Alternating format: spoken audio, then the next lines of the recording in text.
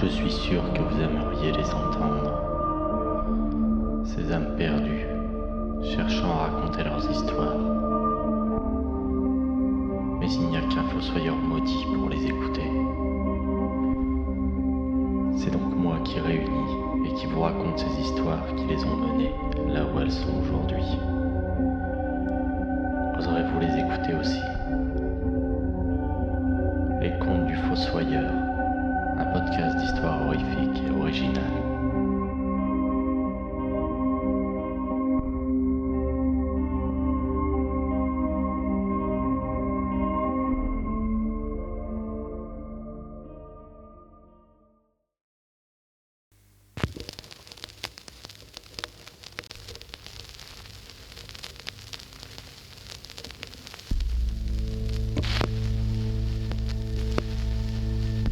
On dit que le temps permet de guérir les blessures. Pour certains, il offre même un refuge, permettant d'oublier nos actes, et parfois même d'oublier qui on est. Mais il existe des endroits où le temps n'a pas d'emprise, où nos actions ne font que se répéter, sans début ni fin. Des lieux où l'histoire est esclave du cercle dans lequel elle s'est enfermée. Des lieux où on ne différencie pas l'accusateur du juge ou du bourreau. Là où le temps n'offre pas le luxe de l'oubli. C'est de cet endroit qu'elle vient.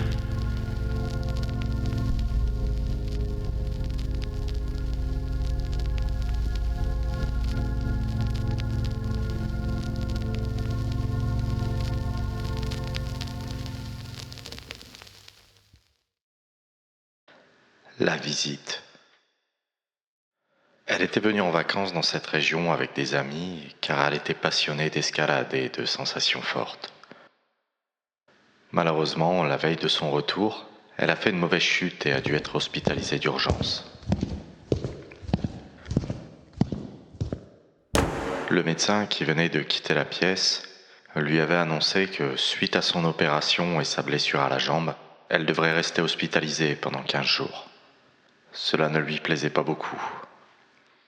Non seulement elle ne supportait pas d'être immobilisée et l'atmosphère du lieu dans lequel elle se trouvait était oppressante.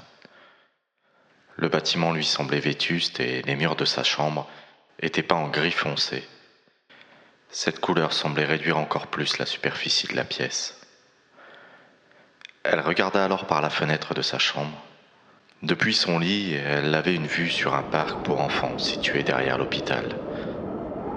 Il y avait une balançoire et un vieux tourniquet en bois, dont la vétusté et le manque d'entretien étaient comparables au bâtiment dans lequel elle se trouvait.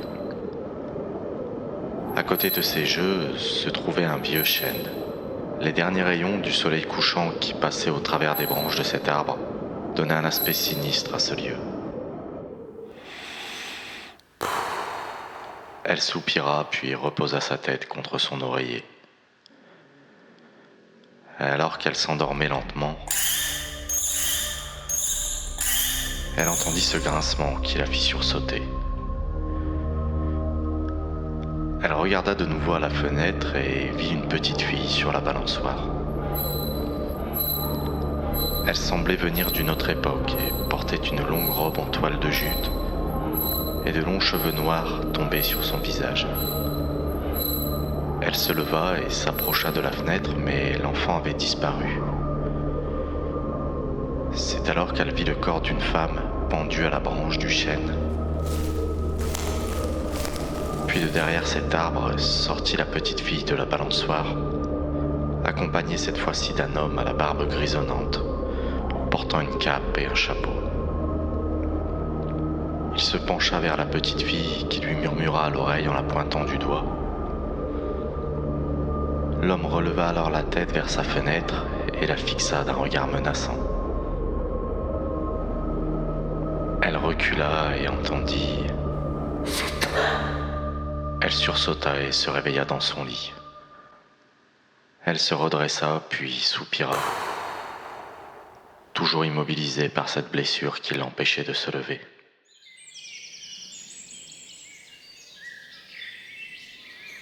Les premiers rayons du soleil traversaient la fenêtre de sa chambre, alors qu'elle regardait vers le parc en repensant aux rêves qu'elle venait de faire.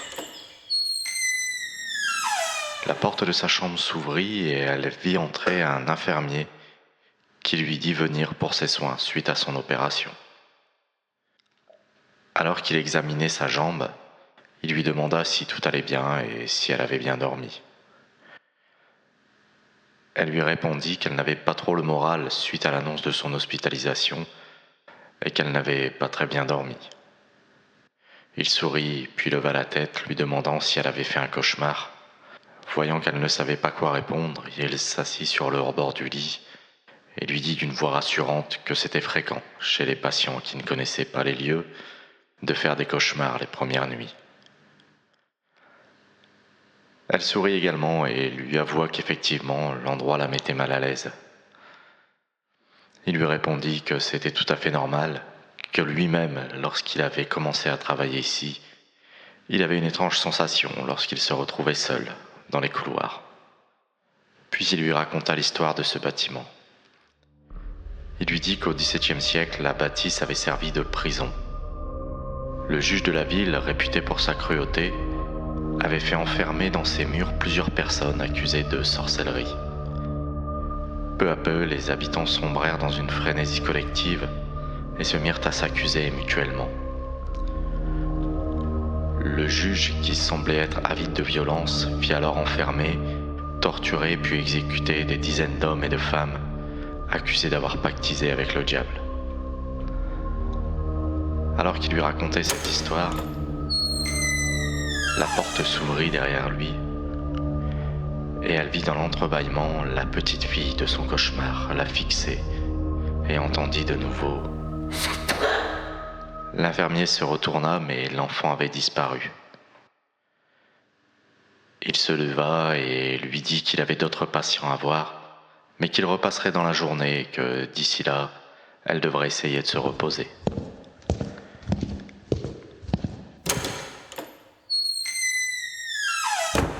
Après son départ, elle tourna la tête et vit qu'il y avait une table de chevet à côté d'elle. Elle ouvrit le tiroir et en sortit un vieux livre poussiéreux aux pages jaunies par le temps. Il s'agissait d'un livre sur l'histoire de la ville. Elle se dit qu'un peu de lecture pourrait l'occuper. Elle feuilleta alors le livre et commença à lire un paragraphe qui justement parlait de l'hôpital, à l'époque où celui-ci servait de prison et de lieu de torture. Puis la peur l'immobilisa alors qu'elle découvrait la page suivante. Il s'agissait d'un portrait du juge et de sa nièce, mais elle reconnut l'homme et la petite fille dont elle avait rêvé la nuit précédente. Elle reprit sa lecture et apprit que les premières victimes de ce juge avaient été désignées par sa nièce. Alors persuadé que l'on voulait envoûter cette dernière, il se mit à condamner tous ceux que l'on suspectait de pratiquer la magie noire. Ce règne de terreur prit fin suite à la révolte d'une poignée de villageois qui pénétrèrent chez lui en pleine nuit. Mais sa maison était vide et on ne retrouva jamais le juge ni sa nièce.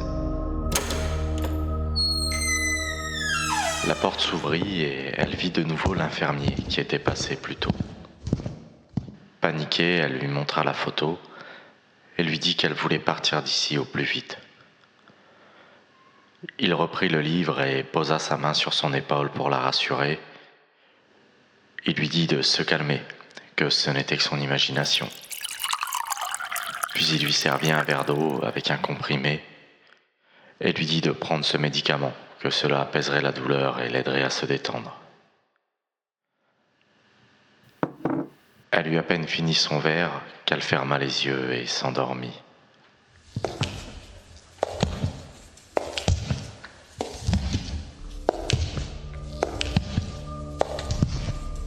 Elle ouvrit les yeux et entendit ses pas s'approcher.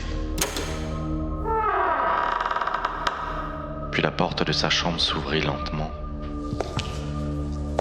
Elle vit entrer le juge et sa nièce qui s'arrêtèrent devant son lit.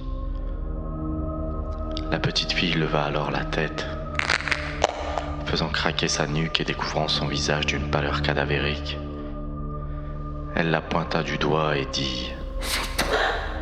Le juge sortit le bras gauche de sa cape, puis leva la main et fit signe d'approcher. L'infirmier qu'elle avait vu dans la journée, ainsi que le médecin et d'autres personnes, entrèrent dans la chambre et la porta hors de son lit. Elle hurlait et se débattait, mais ils ne la regardaient même pas. Ils avançaient regardant dans le vide, comme hypnotisés. Ils la portèrent jusque dans le parc qu'elle voyait depuis sa chambre, puis la jetèrent sur le sol au pied du chêne. Elle leva les yeux et vit au-dessus d'elle, à la lueur de la lune, une corde attachée à une branche de l'arbre avec un nœud coulant. La petite fille, précédée du juge, avança vers elle et se pencha sur son oreille et lui murmura « C'est toi, Chouchou !» Ils se reculèrent et la foule qui l'avait portée jusqu'ici lui mirent la corde autour du cou. Alors qu'elle s'étranglait, se balançant dans le vide, elle vit la foule autour d'elle disparaître lentement, et ce qu'elle croyait être l'hôpital devenir un bâtiment en ruine.